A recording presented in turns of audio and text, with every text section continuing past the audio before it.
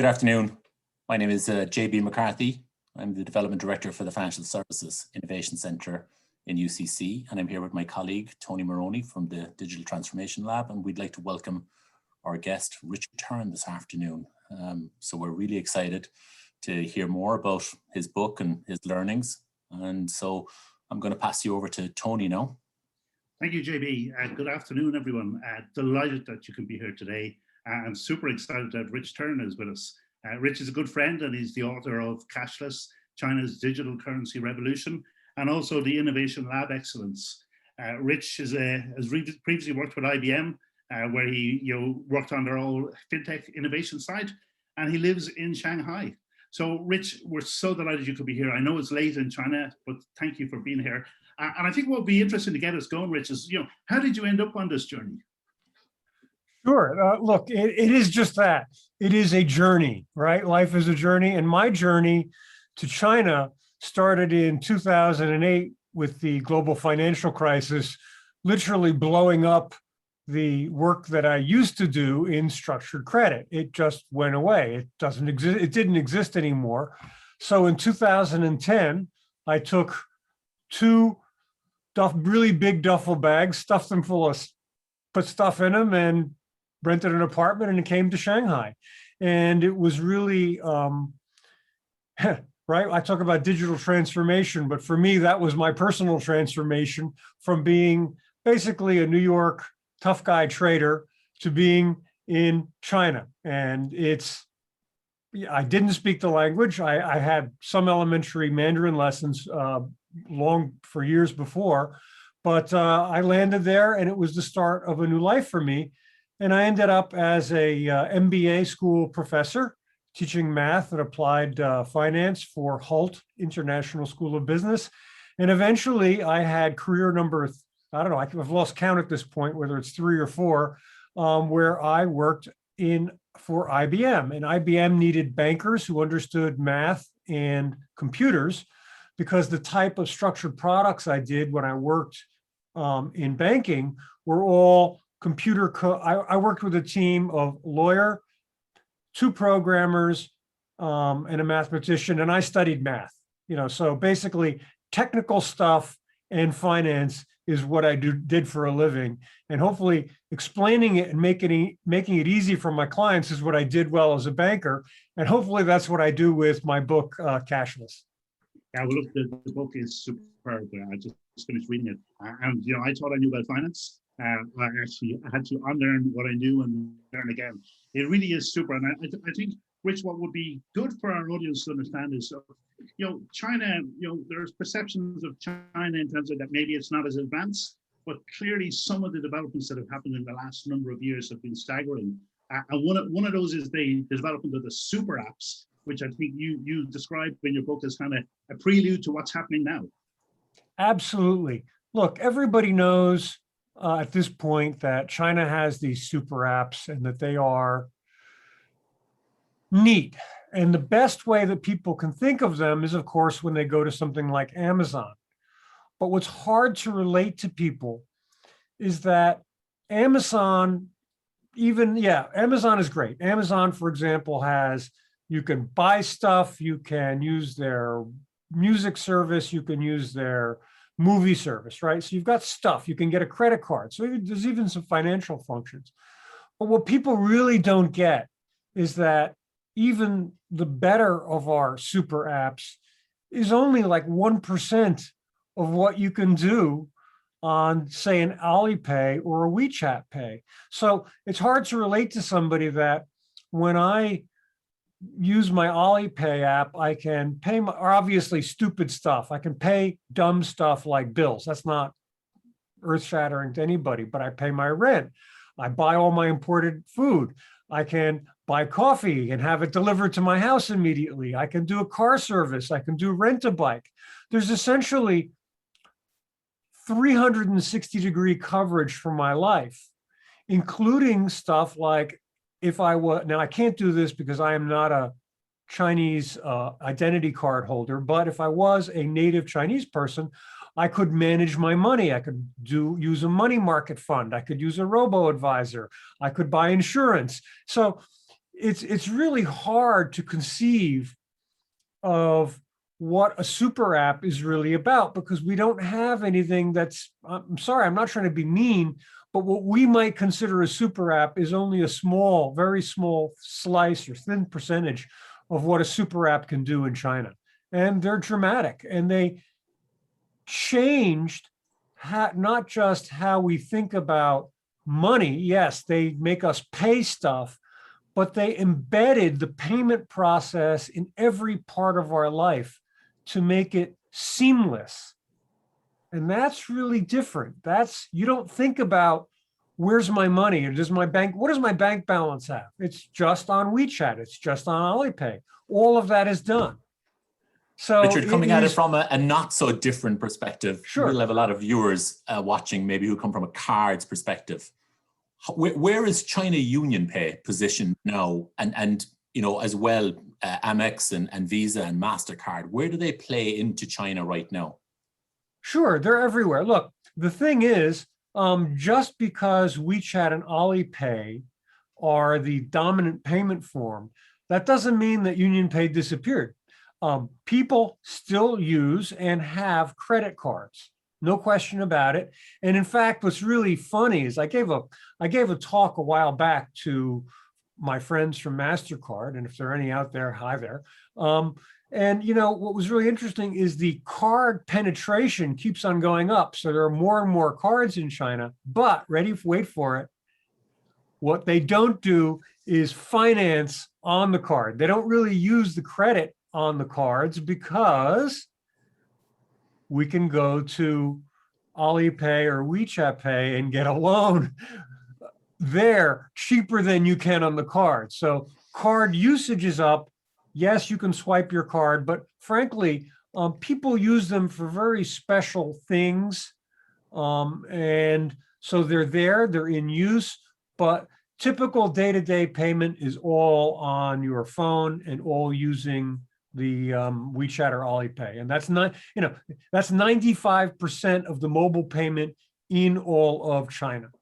And I personally am hard pressed to find a reason why I would use a UnionPay card. I don't own one, but I'd have to talk to some friends. But people have points, giveaways, stuff on cards that they would still use them for. Interesting.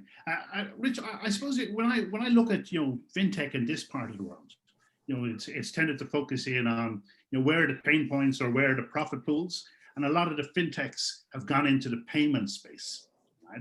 But I think what you're saying is, yeah, on a very narrow basis. But when you talk about on another level ecosystems and platforms, that these super apps have actually moved into a totally different space, and I suppose building on that, in comes this digital currency. And I'm trying to understand, well, okay, where do all the players, or how do they survive in this marketplace? Because, this starts to change things. And we see all over the world, every central bank, or 79% of them apparently, are all looking at central bank digital currencies. But we have a situation now where there's an alternative way to do things, which is as good as cash, but it's not cash, it's different. Right. So look, let's break this down into a couple pieces. And first, let me make my first controversial statement of the evening. Look, friends, look, when I talked to JB and when I talked to Tony, I said, look, I'm really going to be candid and off the cuff tonight, and I think it suits. So first thing, yes, we have a lot of payment apps in the West. Ready? They're all terrible. And you're like, oh, he didn't really just say that. And I said, yeah, I just did. Okay, let me tell you something. Fintech innovation and payment stinks. Why? Because they're all based on essentially a credit card model that allows the payment app to use the credit card networks, and it allows them to reduce some of the fees. But at the end of the day, you're still paying interchange fees and merchant fees of a couple of percent. I don't know what it is in abroad, but in the US, you're looking at up to 3%, which is crazy. So everybody is paying this tax So if I use PayPal, and I do have to use PayPal to transfer money, it's expensive. It's not cheap. Ready? Payment was disrupted in China because WeChat and Alipay made payment free. Think about this for a second. Or everybody out there, think about what it means for a person who sells noodles, who is a subsistence earner. They do not earn a lot of money in a lot of Chinese villages, right? They're not going to get a point of sale device, and they're not going to pay interchange fees that are built in for swiping a Union Pay card, right? Not going to happen. But when you tell them, hey, I can give you digital payment and it's on your phone and it's free, yeah, they'll use it. So the revolution in payment, that is why I call WeChat and Alipay version 1.0 digital payment, because they achieved something that it will require a central bank digital currency in the West to achieve, and that is they made payment free for everyone. And that was the absolutely disruptive moment that changed the nature of payment in China. And it, of course, allowed them to explode and be very, very successful. So what does it mean for everyone here? Let's look at what it means in China for people, for banks. In the end, it costs the banks and it costs the credit card companies, because basically between 2014 and 2000 and around 18 and 19, there's beautiful graphs and you can see them. And you can see the ramping up of all of the digital payments, and you can actually see credit card payments absolutely go flat from around 15, 16, and 17, zero increase in payments using credit cards, right? Because all of the business went elsewhere. So sure, it had a major impact on banks. It had a major impact on the card business. And just to be clear, everybody in China had debit cards. They may not have all had credit cards, but everybody had plastic payment. In fact, a debit card was a requisite for using WeChat and Alipay. So everybody had a plastic form of payment. People say, oh, WeChat and Alipay took off because there were no credit cards. Not true. Everyone had a debit card. It was very common.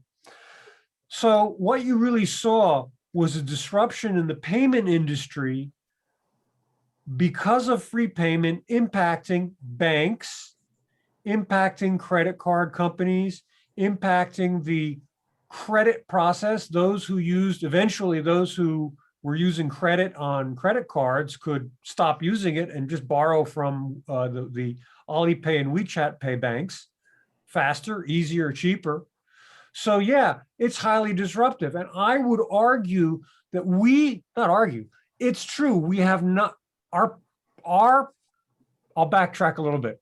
Our fintech companies, payment companies are doing the best they can on a system that is rigged against them. They've made it easier. They've made it digital. In certain cases, they have made it free for some person-to-person payments, but they have yet to disrupt the banking system or card system the way WeChat and Alipay has, because they can't. They are tied to it. They're unable to make this disruption. Does that make sense? I think that's sort of a... Yeah, Richard, that makes a lot of sense. So is your premise for a CBDC to be broadly accepted, it should be free to transact on the payer side as well as on the acceptance side? Absolutely. And that's all right, so CBDC. So when we go from version 1, what I call China's version 1.0 payment, which is WeChat and Alipay, and we make the next leap. And this is really funny because I get this question all the time on LinkedIn, and Tony knows me well from there. But people say, well, it's doubtful that central bank digital currency is going to be free in China. And I said, look, payment is already free.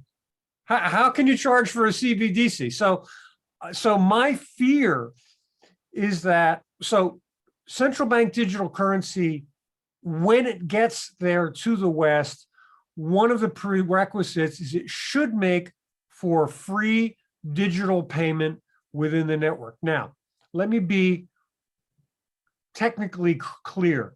There is actually for WeChat and Alipay a 0.1% fee to push money from your WeChat or Alipay account back to your bank. Free to get it out of the bank, but there's a little teeny charge to get it in. It's not 1%, it's 0.1%. So it's tiny, all right? So I would accept some small charges in a central bank digital currency network in the West, but because my great fear is that because we're starting with charges that are 2 and 3% for credit cards, which is what we're used to with moving money around, my fear is that CBDCs in the West are going to be, well, if they're used to paying 2 or 3%, maybe charging them 0.5% will be considered a good deal, and we'll do that. So the target for central bank digital currency is to make sending and moving your money as easy as sending an email, and it should be free. It is a public service. It is utility.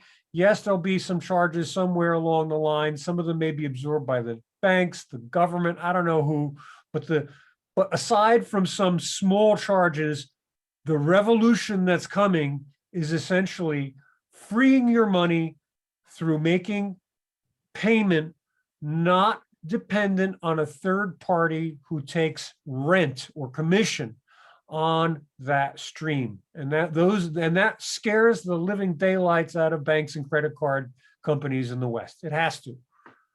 Richard, at the heart of this though is, you describe it as one coin in your book. So like 1 RMB equals 1 eRMB. And so yeah, for all intents and purposes, it's cash. It's just electronic cash. So if I hand you cash in the pub, there's no charge. You're basically saying it is the same in this digital electronic cash world.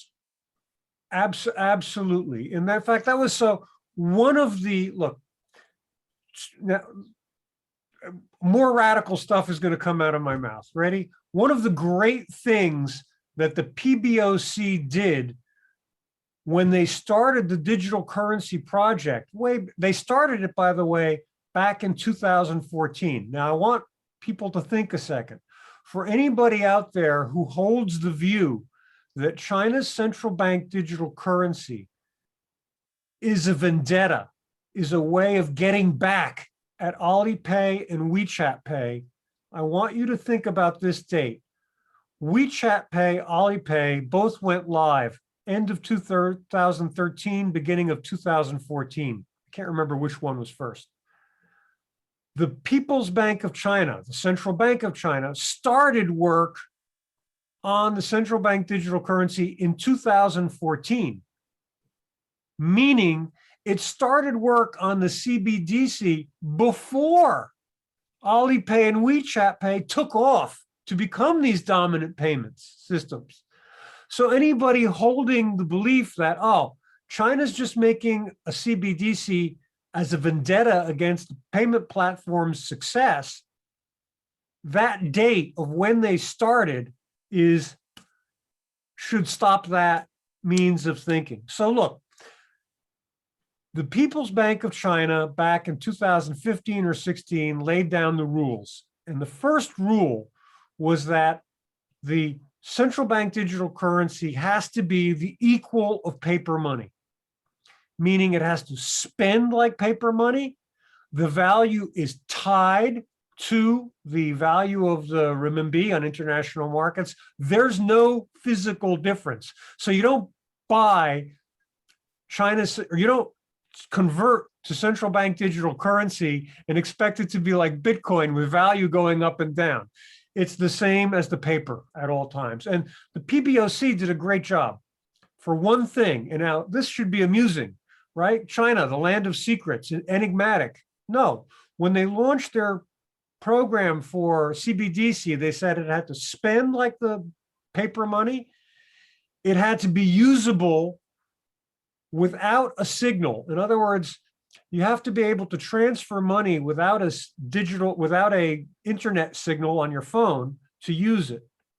All right. And the third thing is it had to maintain some elements of privacy. And that's up for debate. I know that. We'll talk about privacy later.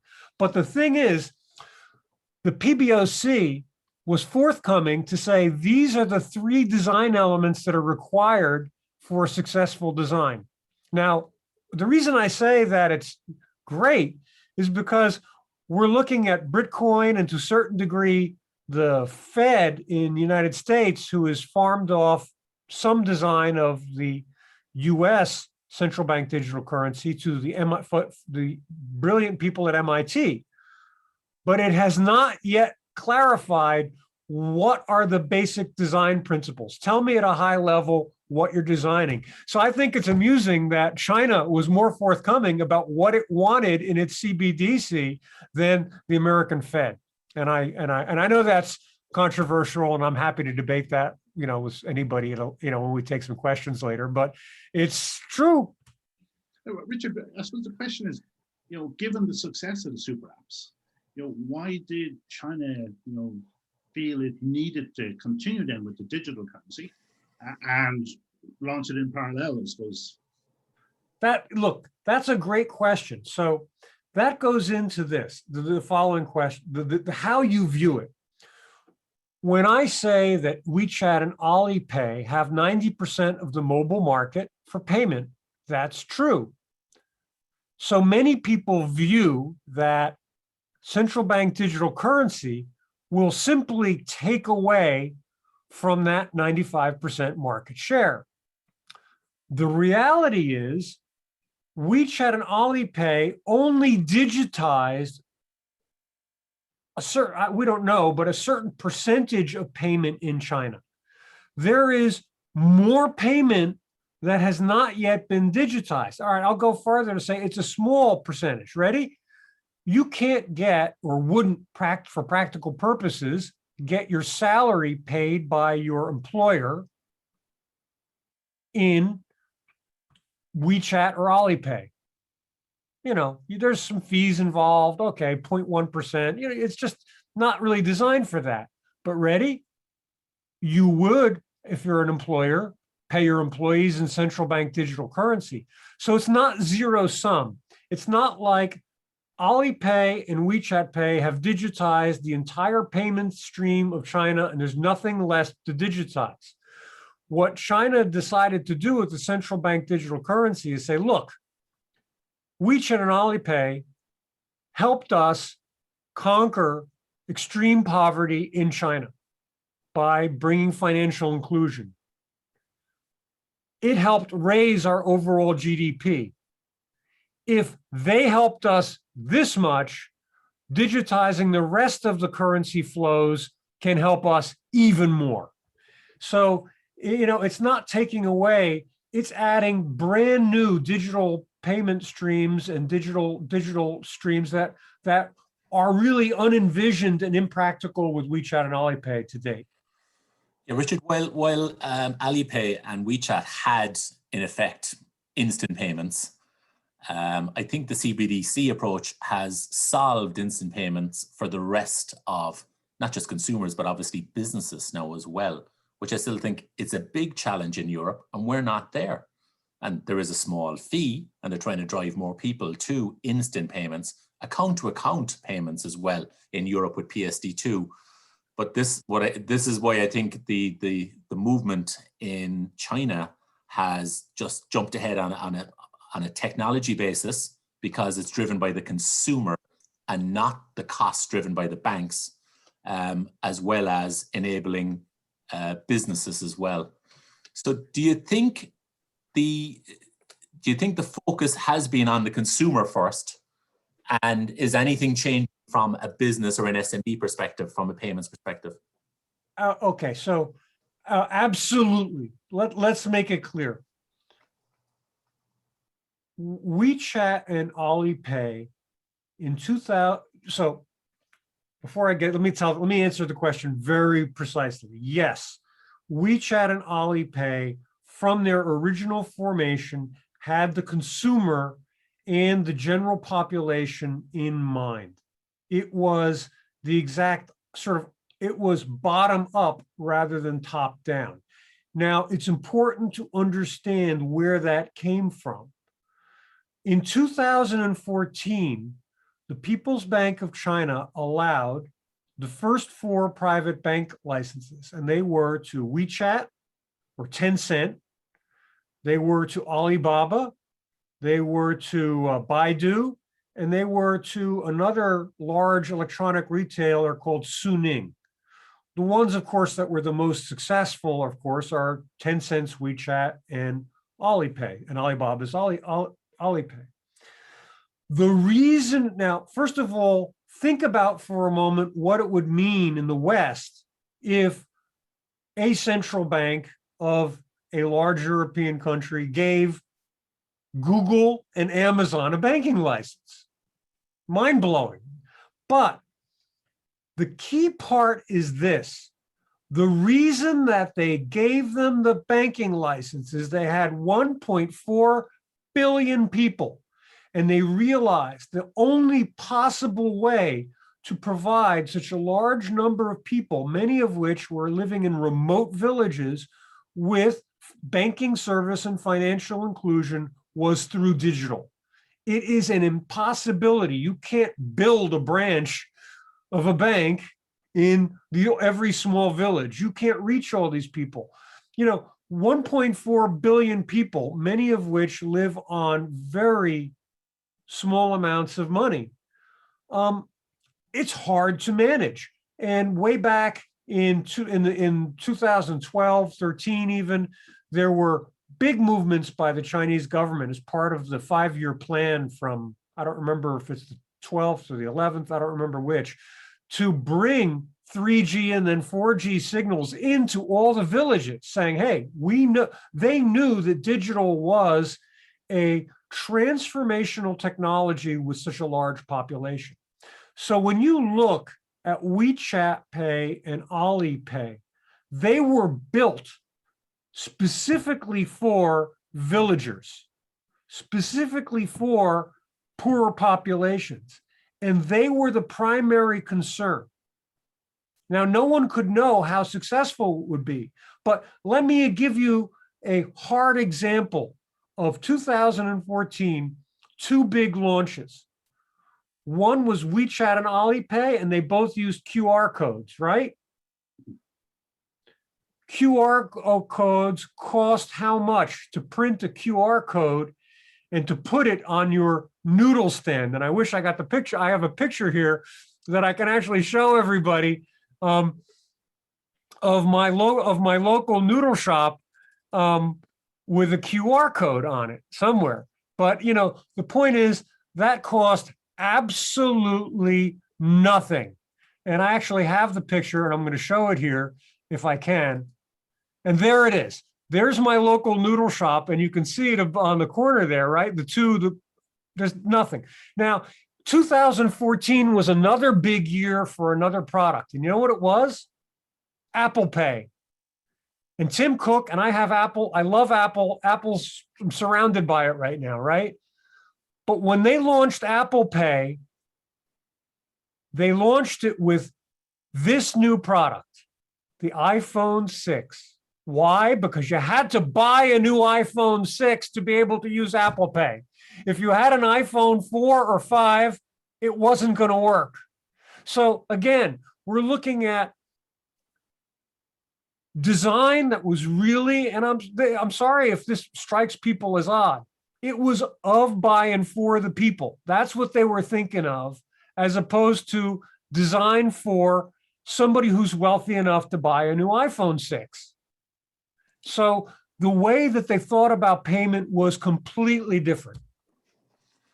So comparing the Chinese model, it just strikes me that we have this 4-tier architecture for the card schemes, whereas in China, it's 1 tier. Is that correct? It's WeChat and Alipay just as being a proxy for cards and banking as well. Yeah. So when they first launched, they required you to actually enter your debit card for the early generation. And actually, the early generation of payment was carried along credit card built network. Then when they found out it took off, they eventually built something called NetsPay, which is their immediate payment system. And the infrastructure has taken off since then. But yeah, the original design was sort of funny. They got to use the credit. They were sneaky. They were smart. Let's not call it sneaky. They were smart. They used the existing credit card digital network, cut out all the fees, but the credit cards or debit card network was still required to handle the payment. So, you know, they sort of used a tool that was available they used a tool from their competitor against them, if you will. So it was eventually they migrated off that and they got their own immediate digital payment systems. But sure, that's in the early days. So Richard, if that's version 1, right, or 1.0, and now they're moving to version 2.0, which does have the rest of the world looking, right? Because people were probably happy to see Alipay and WeChat work away in China, and okay, Alipay you could use in other parts of the world as well. But now everyone's focusing on, well, actually, what's China doing with these digital currencies, and what will that mean for the future? And I suppose one of the things that I was trying to get my arms around it, and the book was really good in the way it brought it through in terms of, when we look at our smart apps today, we can see our bank balance, right? But that's not what we're talking about with a digital currency. Yeah, so look, that's a great question. You mentioned cashless, so I put the sign up again. So look, folks, let's get to the root of what is the difference between a central bank digital currency and a Alipay or WeChat Pay. So when I use WeChat Pay on my phone now, all right, here's my WeChat Pay, and I'm praying that the resolution isn't good enough for anybody to steal. There's if you can see it, that's actually I think you can see my QR code, and there's some stuff on there, right? So, but when I use this, I am essentially, and I look at let's say I look at my bank balance or I use money from that. The money that I pay, WeChat, that QR code is an interface that links my phone through the digital network back to an account somewhere. So when I move money, I'm moving money from an account, usually in my bank, to somebody I'm paying, which is their bank. So the phone is a conduit. And so I make the payment, my phone goes ding, and then like a fraction of a second later, I hear ding. Usually, if it's a small store, they also have a payment system that makes a little bing noise. And basically what it means is money has transferred from my account to their account. Done, right? And when you pay by or do bill payment on your phone in the West, same stuff. Ready? The money is not on your phone. Easiest way to visualize it. When I take that next step into central bank digital currency, I'm dealing with a token, which comes right out of Bitcoin and cryptocurrency, where money is actually turned into a digital string of ones and zeros and X's and hash, really funny looking, really long block, all right? And that block exists on, if you're familiar with cryptocurrency, exists on your crypto wallet. And for central bank digital currency, it exists in your digital wallet on your phone. So when I pay somebody, the money is on the phone, and I'm moving digital currency, a string of zeros and ones from my phone to the other person's phone. So there is no account in between. There's no need to check to see if I have money in my account to move. I have 100 RMB on my phone. I need to pay you. It says I have 100 RMB right here. like as if I had a 100 RMB note and I transfer it to you. Your phone accepts it and says, thank you. I now have a digital representation of money, and your phone has that money on the phone. And that is the fundamental difference between a tokenized digital currency, and token simply means that money becomes this string of zeros and ones, and that money exists on your phone. You're on mute, JB.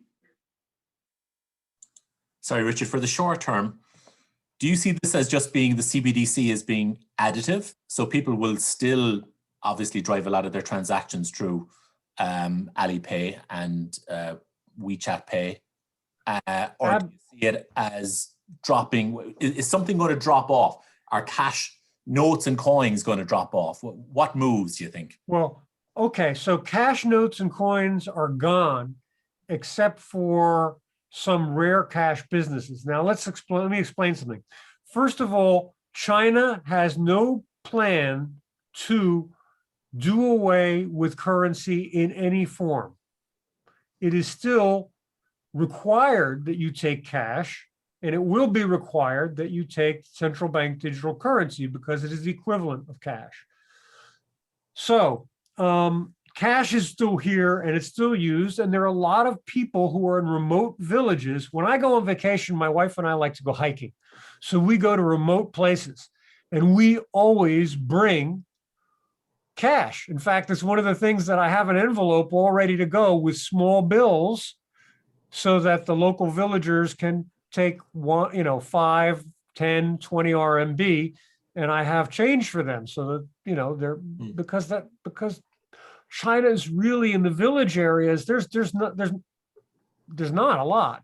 Some of them are very remote. So the answer is big cities. Nobody uses cash. I mean, nobody. If you come here, and this happens before COVID hit and business travelers came, they would try to pay the taxi driver, and the taxi driver's like, I don't have change. What do you want? And he doesn't. So cash is virtually gone. Now, next really critical point. I'm going to quote the People's Bank of China, who said, the head of the Research Institute, Mu Changchuan, I got his name wrong, but close enough. He said the following. He said, WeChat and Alipay are the wallets. Central bank digital currency is the money on the wallet. So in order for central bank digital currency to be successful, and the People's Bank is very well aware of that, it has to be used on the payment platforms, because the payment platforms, as I said, provide this 360-degree lifestyle. The current apps that are in trial are bank apps, and they allow people to use digital currency to pay. But it's an app, it's your bank, you can pay, and you can't do much else for it. So Bloomberg and a couple of other news programs ran a story saying people in the trial cities don't like digital currency. No, not true. What they don't like is that you can't use it on the payment apps yet. You will be able to use it on the payment apps. And once it goes on the payment apps, sure, people will be happy to use it. So, so the story was not really quite true, because they were comparing apples and oranges. One is a beta version of a bank app, and it allows QR code payment. It works beautifully, but it's certainly not 360-degree lifestyle. So number one, central bank digital currency will not pull people away from the payment apps. WeChat and Alipay will still make money. WeChat and Alipay, I consent, will have some revenue loss because some money will be digital money, and that's free. They can't make any money from that. There's going to be ways that they can't make money from that. But They will make up for some of that because more money will be digital than ever before, and more money will be spent through those apps than ever before. Is it fair to say, Richard, that in China they've made banks part of the solution? So it's not that they've looked to cut them out of it. The banks and payments companies, they've actually it's an inclusive system. Absolutely. Okay. Now this the central bank digital currency was seen by the banking world as their opportunity to regain control over an instant payment system, because they had lost that. They didn't have immediate, mobile payment. They had versions of it, but it never took off. They were taken out of the payment business by Alipay and WeChat. Now that they have access to central bank digital currency, they're saying, hey, this is our second chance. We now have the ability to control. I don't want to say control. We have the ability to put together an app. We have the ability to put together a digital universe of services. So what you're going to see is a bank payment app. And it'll say, look, if you buy your Uber car, which is DD, the local company, off our app, and you get 5 rides, we'll give you 1 free. You know what I mean? They're going to start to compete with the Alipay and WeChat Pay to regain users, to bring them back onto their digital platform. Just imagine this. It got so bad for banks that many banks put a digital banking application specially built, it's called a mini program, onto WeChat and Alipay. Because people are so addicted to using that one app, asking them to go to your app, which is somewhere else on your phone, that's too much work. I'm just going to go to the built-in app, the mini program on WeChat to check my bank balances and do some banking. That's how, they didn't have a choice because everybody was already on that platform.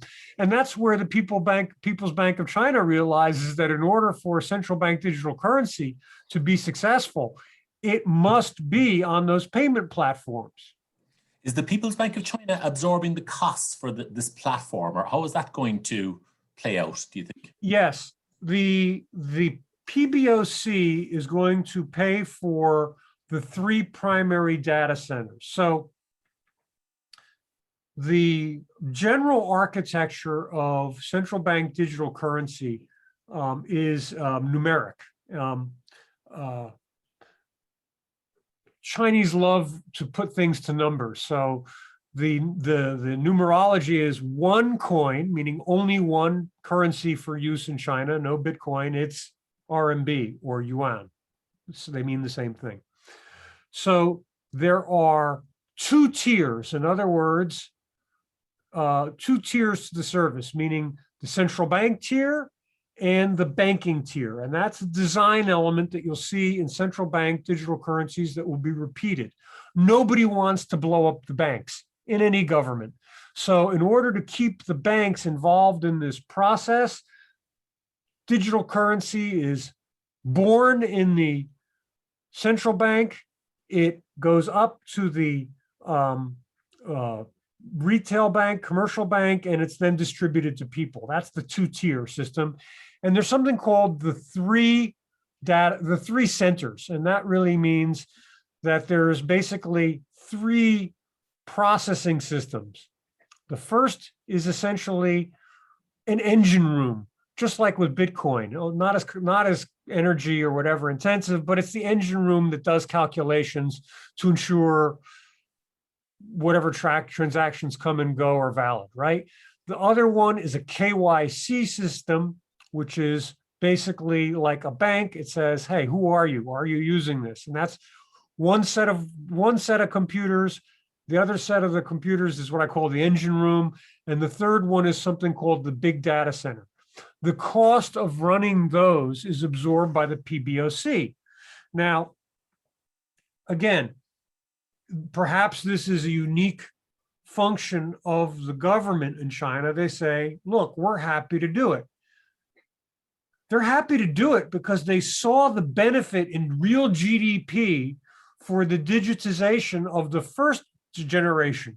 So they look at this as a natural. They say, they basically say, okay, we got to run data centers. Who cares?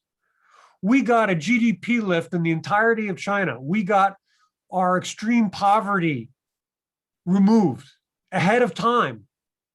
So they look at this as a justifiable government expense for the betterment of the people. And I know that's not the way we think in the West, but it's how they think in China. So they're happy to pay for that. The next tier, which is the bank, they pay for, but it's not really so big. All they have to pay for is a system that essentially says, you're giving me digital currency, I'm pushing it out to somebody, and then I have to return digital currency. You know, it's less onerous for the banks. Yes, they have to do some building design, and yes, they work in tandem with the PBOC to design some of these systems, but it's far less onerous on the banks to do. I'm guessing it's a huge IT program for all the banks. It's like a Y2K all over, because it's nearly like multi-currency within the country domestically. I mean, I love it. And I've never really heard, thank you so much for that, because that's really real. People are asking me, well, why does the central bank have all these trials? They're trialing in Shenzhen. They're trialing in 8 cities or 6 cities so far. And they're being really meticulous. Now, I used to work in banking for IBM, and my clients were Chinese banks. And I can tell you that one big bank name, and it was not a client, so I can say it, ICBC, they have one set of systems in Shanghai. If you go to another province, say Anhui, it's not guaranteed that they're gonna have similar, but not exact. All these different systems, which are usually, Chinese banks have almost like the United States, where they have states, right? So Chinese banks have different provinces they operate in, and any one of those systems can be higher grade or lower grade, depending on how they're updated. So the PBOC has to do all these trials in each province to ensure that it works. And it is exactly, I love it. I've never heard it that way, but it's really analogous to Y2K. They have to go deep into the core systems to ensure everything works the way it's supposed to. So what people who love cryptocurrencies are like, well, Bitcoin, you know, whatever, you can roll it out in a week. How come it's taking years? And the answer is, it is tremendously complicated to retool banking systems at the central bank and at the commercial bank level, and at retailers, online retailers, bus companies, it permeates society, and you have to make sure all these links in society work. So Bitcoin was thrown out there, and it was like, you guys figure out how to work it. You build new wall. Yeah, it's up to you to figure it out. So Richard, why then is the European Central Bank, the Bank of England, the US Fed, why are they all now looking at central bank digital currencies? Is it because they think this looks great, or is it because they think that this actually could become pervasive across markets, or what's driving other jurisdictions to look at this now? 3 things: COVID, which made everybody run to digital payment and pushed digital payment years forward. So I think, look, I'm not going to say anything bad about any of the central banks, even the US. Maybe I said some bad things about them before, but the point is, central banks are designed not to be on the bleeding edge. I get that. They all, if you ask them, understood central bank digital currencies and thought about them as something that was in the future, 5, 6, 7. They thought about it as some years away. COVID and the rush to digital payment certainly pushed them forward by years. So it changed their timeline, their schedule. The second thing, of course, is China. And China obviously is pushing other central banks to reevaluate and to say, look, if China does this, what are the implications for trade and for my currency relative to China? I think that's the second big one. So there's there's some Me Tooism here. You know, they have it, I want to have it too. I get that. The third thing is good. The third thing is money evolves. And I think that beyond following China, there is the realization that money needs to evolve. And that was really the crypto people. And I know some people online either love crypto, and most of them really don't like central bank digital currencies. If you're out there, I love you, the same. And, you know, we all owe, even now, to those people who hate cryptocurrencies. And that's all, I love you too, but we all owe a debt to what you might consider the crazies who believed in Bitcoin years ago, because they changed and showed that that it could be done in a different way. So those three factors, okay, COVID, Me Too for China, and the cryptocurrency world, and what I call the natural evolution of cash. I think those are the three primary drivers. The one you read about in the newspaper is not number one, number three. The one you read in the newspaper is, of course, China's going to destroy everything. It's going to be bad. We have to do this. You know, that's the unfortunate. In your book, Cashless gives you an opportunity to put that post. Oh, let's ready. There it is again. Hi, guys. Yeah, which I suggest all the viewers might go and buy that at some stage. You mention US hegemony about the dollar as being the primary reserve currency and their protective positioning on that. How does CBDC in China help position that as an alternative or as a better competitor? Sure, that's a great question, and I'm going to try to give the briefest possible version. You will read, and I challenge everybody who's online to read this. You will read this article somewhere, or some part of this article somewhere, and it will say the following: China's RMB is only 2% of central bank reserves. The dollar is, 90, whatever, huge percent. Because the RMB is only 2%, it is unlikely that the dollar will change for its status as reserve currency. And that is factual. But that's got nothing to do with China's central bank digital currency. Now, let me explain. China is not going after using central bank digital currency for stocks, for bonds. It's not, when you say reserve currency, you're talking about the entire investment universe, not what China's going for. China is aiming the central bank digital currency at international use for one and one thing, and that is trade with China. So here's what I like to say. I like to say, we should have learned from cryptocurrencies that digital currency doesn't follow the rules. There's $2 trillion in digital currency right now. How much of that is in a central bank reserve? 0. Does that mean it's not important? Markets are blowing up. We're dealing with cryptocurrency, even for those of us who may not like it, or we're dealing with it every day. Is it fundamentally important to society at this point? Sure is. What percentage of digital reserve? What percentage of reserves in central bank? 0. So my point is this: we should have learned digital currencies don't follow the rules; they make new ones. So what China's going to do with its central bank digital currency is to target it at trade where it doesn't care if anybody in the United States ever picks up and uses a digital RMB. Don't care. It's going to go to the Belt and Road countries. It's going to go to Asian countries who are all part of the Regional Comprehensive Economic Partnership, RCEP. I think I got the acronym right. It's going to go all to lots of other places who buy stuff from China. They'll buy stuff in digital RMB.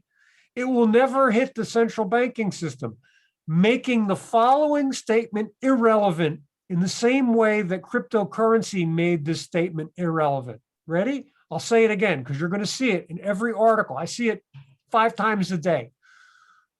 The RMB is only 2% of central bank reserves. Ready? Who cares? And that's why they break the rules. And I know I must have raised hackles in some economists out there, and I get that there's more to it than that, but I'm trying to make a point. And the point is that there are new rules. And when you read a traditional banker, and I read them all the time, and a traditional economist, they say this, ready? Paulson, Hank Paulson, the digital RMB does not change the fundamental nature of the currency. Ready? Couldn't agree with him more. Next part, not from him, from Rich Turin. Ready? You're right. The digital RMB does not change the fundamental nature of the currency, but it changes its utility. It changes the utility function on a fundamental level. Every currency that you have right now, if you compare them on fundamentals. They all transfer via the same rail, the same mechanism through the banks. How you use them is the same. There's no difference. Now we're going to have a new payment rail, a new payment mechanism, and it will change the utility, and that will fundamentally change the we don't have much time left, Richard, but I have one question for you, and then maybe Tony has a question for you. Just very briefly, if you were advising Europe, what should they do, okay, in interfacing with China on CBDC, and what should they do with their own CBDC? Accelerate it, stop it, slow it down, do something? Look, that's a great look. First of all, I'm obviously a fan of CBDCs. I think that they bring financial inclusion to the unbanked. I think they do away with overdraft payments, which is a regressive tax to the poor that's paid to large banks that's fundamentally bad. Much of that will go away. I think it will make business payments for most small and medium-sized enterprises free, easy, and I think that it will increase and be net positive for Europe. So am I pro CBDC? Sure. Ready? Not all CBDCs are like China's. They will be different. If you don't like China's CBDC because of privacy or other concerns, fine. Go to your government. They're building them. They will be different. They will come up with different systems, and that's okay. Now, should Europe, countries like Germany who do huge trade with China, of course they're going to use digital RMB. And ready? Wait for it. You think the United States is going to be pleased about that? No, it's going to be problematic. I predict that the US response to China's CBDC, when officially launched, will be the equivalent of their response to TikTok, Huawei, WeChat, which led to bans and blocks. It's going to be messy. It's not going to be pretty, but good for Europe. And I think Bitcoin is a great idea. I think the digital euro is a great idea, but Bitcoin has a much better name. That's the best name ever. I think these are all net positive, and I think that we're looking toward a future with CBDCs that's going to be good. And while we didn't talk about it tonight, privacy. Look, privacy on the Chinese CBDC is nowhere near as bad as you read in the newspaper. It's much better than what China's got now.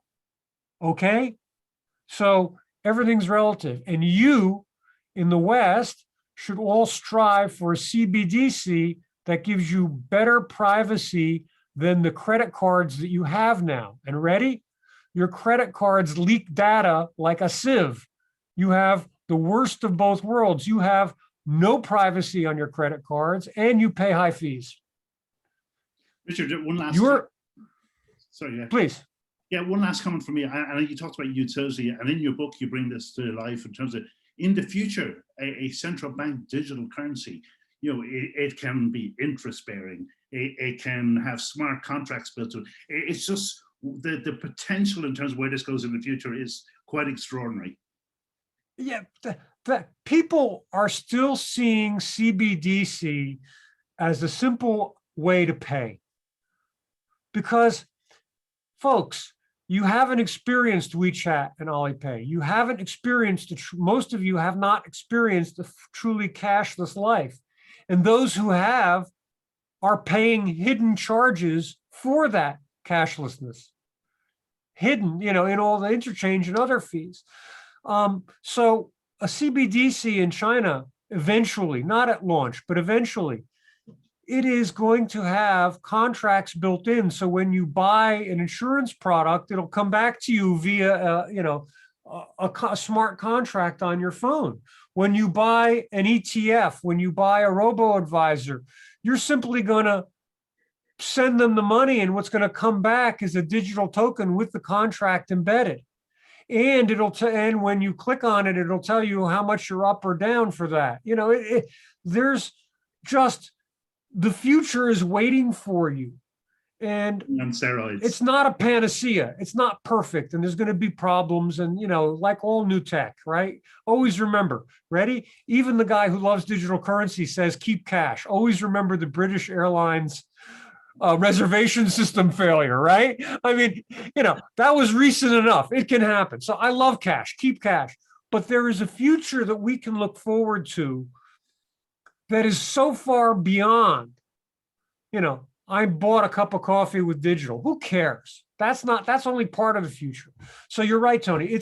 There's a future that we can live into here with that is true. You can't build the digital society unless you digitize money. And that's the reality. And ready, like it or not, digital identity comes with this. So crypto fans who want crypto because it's anonymous, sorry, that's not part of the plan. And, you know, I know that some people are getting upset right now, but that's the damn truth. You're not going to be able to use any of this stuff unless the government knows who you are. They already know who you are with your credit cards. And anybody who wants to debate that with me, please come have a chat. But, you know, the reality is the digital future needs digital money, and in part, digital identity is going to go with it. But it's going to be a great future, and it's going to be wonderful. So how's that? Is that upbeat? Excellent. Fantastic. Richard, would you like well, before we finish, just to maybe tell people where they can get your book? Sure. Thanks so much. First of all, I would like to thank you, JB, and I would like to thank you, Tony, for having me. I'd like to thank the DT Lab for putting this all on, and I'd like to thank University College Cork, who are behind all of this. So I'm grateful to you all. This was the most fun I've had, and I'm sorry if I ranted or my answers are long. I usually have a PowerPoint behind me. I'm so bored with PowerPoint. I hope you had fun. Everyone, please buy my book. What can I say, right? My book is available on Amazon. If you disagree with me, please write to me on LinkedIn. I also do Twitter, but really LinkedIn is where we have the best discussions, because LinkedIn people are well-behaved and they don't say nasty stuff about China so that I have to block them. But please connect with me on LinkedIn and on Twitter. And my book is on Amazon. If you have any trouble or if you have any questions, please reach out. I'm sitting in front of a computer for 18 hours a day, and I'm happy to take your questions. So thank you all for listening. Thank you so much for having me on. Richard, thank you. It was a blast. Thank you. Thank you very much, Richard. And I also like to thank Dr. Paudie O'Reilly, Antonio Santos, and Grania Bagnall, the rest of the steering committee, and to Cork University Business School, who are supporting us all the way. So listen, fantastic session, Richard. Look forward to talking to you soon on LinkedIn and Twitter. And I look forward to it. Well worth reading, guys. Thank you. Thank you so much.